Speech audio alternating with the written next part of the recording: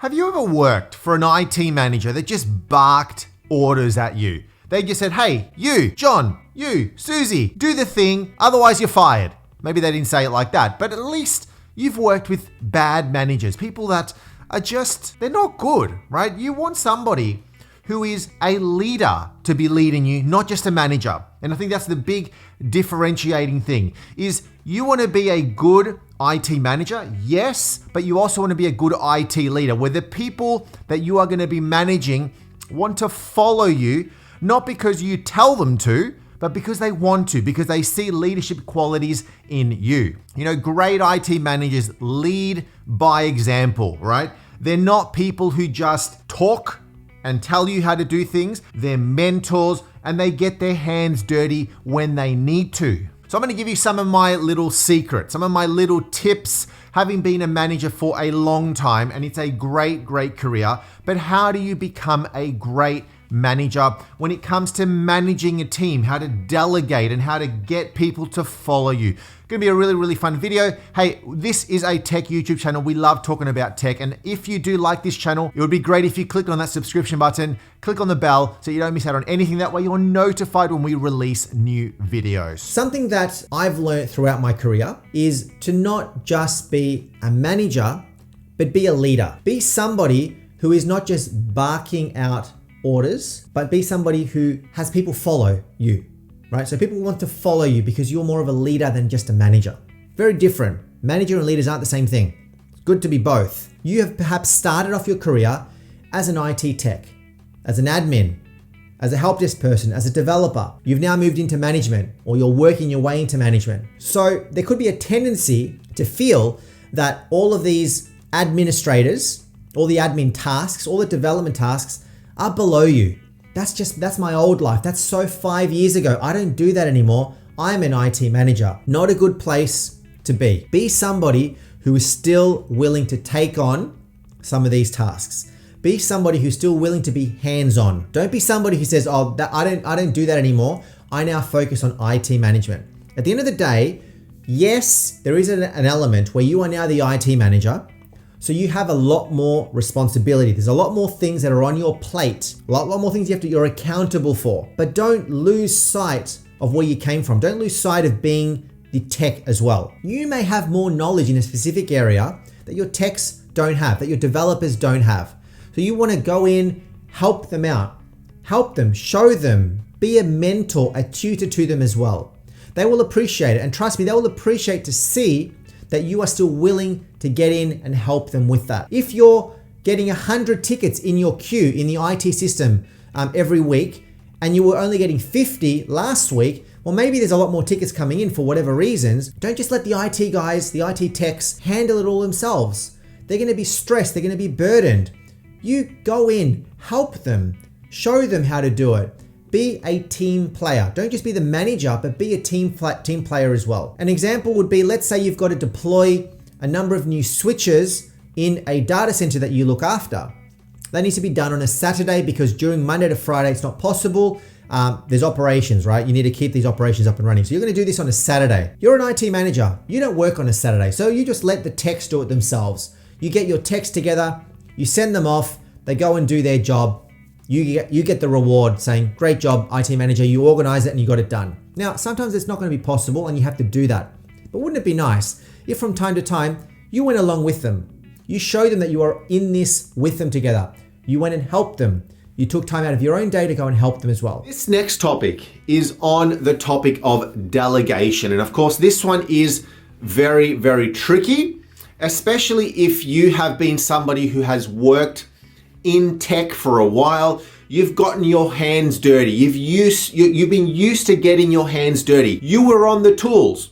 You were supporting staff. You were working on the servers. You were working on the network. You were configuring switches and routers, and you were building PCs or whatever it is that you were doing.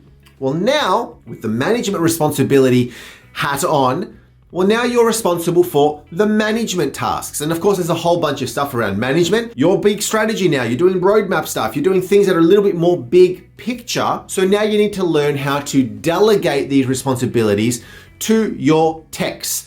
delegate responsibilities to the IT team members that you are working with. Now, whether you're working with a large team, a small team, you now need to be giving them tasks to do, and you need to be taking your hands off. And that's not to say that you take your hands off completely. I think it's good to stay technical and stay up to date with what's going on in tech, because it's going to help you to be a better tech leader. But now you're not going to be doing the things as much as you used to be hands-on, right? You're going to be giving this stuff to somebody else. So for example, you may be in the olden days had to go and build servers. Well, now you don't do that. You now ask somebody to go and build a server, or somebody's giving you a directive. We need our network to be a little bit more secure. Well, you can maybe provide some guidance to the techs that you're working with, but then ultimately it's maybe up to some network engineers to go and architect the whole thing, design the whole thing, configure all of the firewalls, the routers, the VLANs, all of that sort of stuff.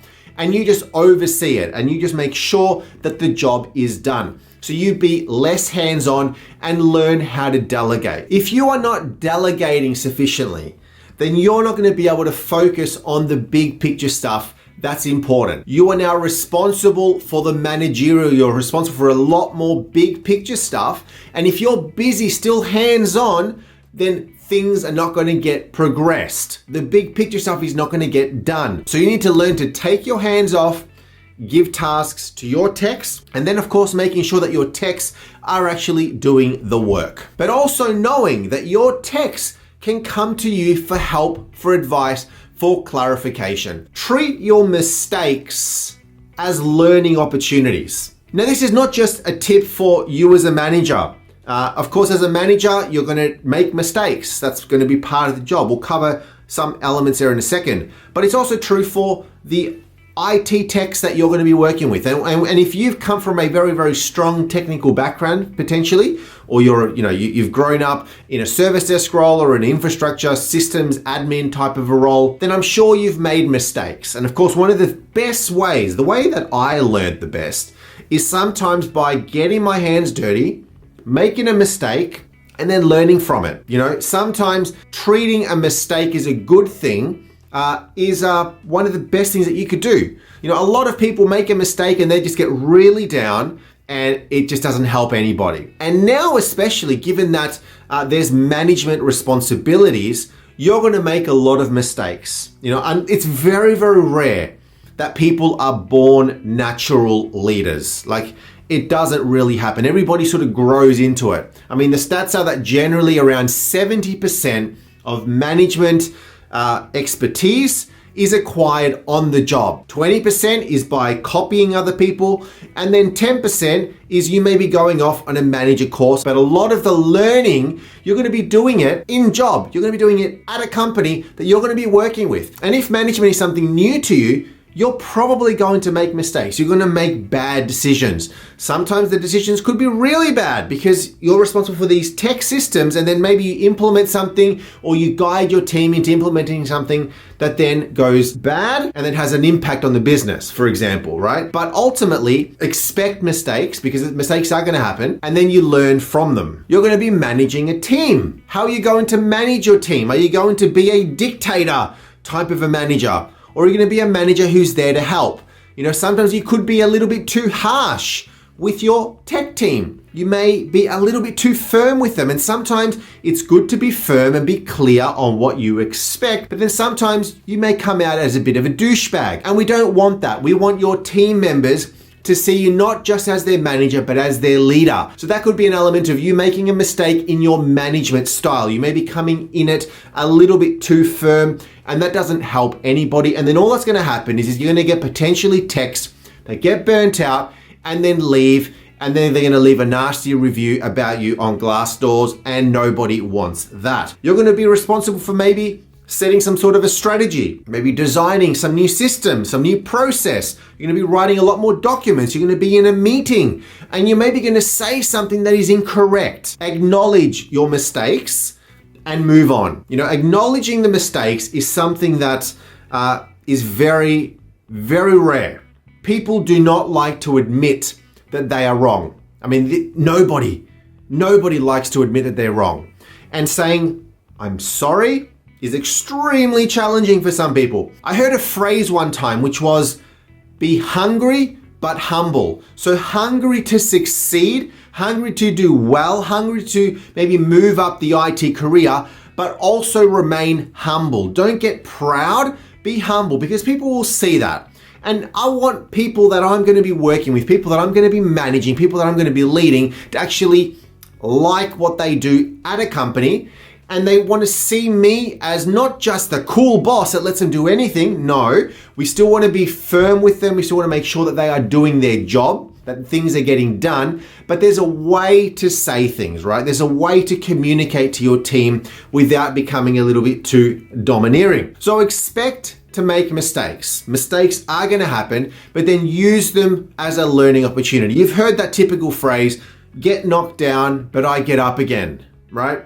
That song. So you're always learning. You've never ever made it. If you think that you've made it, you definitely haven't. So you're always learning. And how are you going to always learn unless sometimes things go backwards? Like the thing is, you want to sort of be going forwards, trajectory going up, but you may take a little step back, but then you go up a little bit more, and then a little bit more step back and a little bit up. You know, if you look at any of these tech companies, some of the big companies, some of the biggest tech entrepreneurs, people who make a lot of money, making awesome tech, they failed. Some of them failed several times. You look at some of the big guys, they created a product that then failed, and they learned from it and they got rid of it and they created another product, and then it failed, and then they created another product, or they started up a company and then it failed. You know, they learned from that. So in the next company that they build or the next product that they build, they've got the learnings of what not to do. So take every failure. Yes, it could suck, but take every failure as an opportunity to learn and get better. So one thing that's really important in management is to manage high performance teams. You want your team to be performing at the highest level possible. So whether you're going to be managing a small team or a large team, maybe you won't be managing a team just yet, regardless of that, you need to make sure that you and your team have the skills that are needed to be able to support the business. You want your team to be performing at a very, very high level. There's a lot of IT systems that are under your responsibility, under your management. You are accountable to the business. You need to ensure that the business is operational 99.99% of the time, right? And that, of course, is going to require a whole set of things around making sure that the systems are secure, that they're being monitored, that they're patched, all of that. But then, of course, you need team members, you need people to be able to actually ensure that all of the systems are actually working well. And you need to make sure that the people that you are going to be working with have the skills that are needed. And of course, if you're going to be managing a team of IT pros, there's things such as, well, you want somebody to maybe have been graduated with some sort of an IT degree, have gone to college, to university. They have a degree in computer science, in information technology, in security, in networking, any of those spaces. Perhaps they've gone to school and they've studied IT in high school, for example. After that, have they gotten themselves some certificates? There's a whole range of certs that IT professionals can go for. And all of these things sort of help you ensuring that the team members that you're managing are working at a high performance level. Now, of course, I always get asked the question, do I need to go to university, or do my techs need to go to university to actually get a job and work in IT, for example? It's always good to have the education and the certificates to prove that you have done the hard work there, but it's also good to have the experience, and putting those two things together are important. And I mean, something that I love about, for example, somebody going and actually studying for something, it shows me that they have applied themselves. They've actually put aside some time, maybe 3, 4, 5 years of their time to work on their craft. It shows me they have taken a level of importance. They've seen that this is an important thing for them, and that's really good for me because it shows me that they have applied themselves to something for a certain amount of time. And then, of course, having the experience together with that is even better. So making sure that when you are picking your team, now it really depends, right? If you are going to be working in a company where there's already an established IT team, maybe you're looking for a new job, maybe you're going to get promoted to a IT manager type of role, or you are going to go and hire new people, you want to make sure that all of the people that you're going to be hiring have the necessary skills to be able to perform the job, right? That's the most important thing. But then secondary to that is that once you have built your IT team, you want to make sure that the team is performing at the highest level possible. And that's of course going to be on you to be checking up on them, to maybe doing something like a skills matrix to check where they're at on their skills. You know, where are areas that they are strong in? What are their strengths? What are the weaknesses? What are some of the areas that you may need to work on? You now need to understand, of course, all of the IT systems that are under your responsibility and the team that are going to be managing those and making sure that they can manage all of the tech that you are now responsible for managing. So you want to make sure that your team are at that level, and that may be you working with them to build up the skills, to maybe go off and get trained, go and get certified in some specific things, but you need to make sure that you've got a team of people that are highly skilled and performing at their best. So that is going to require you to be meeting with them regularly, making sure that they know what's expected of them, kicking them up the backside when they are not performing the way that they should, and then asking them, what do you want to be doing? Are you enjoying what you're doing? How can I help you? Like maybe somebody wants to become a security expert. Well, you can be maybe helping them, giving them tasks that are cybersecurity oriented, for example. So you want your team to be performing at a very high level, because at the end of the day,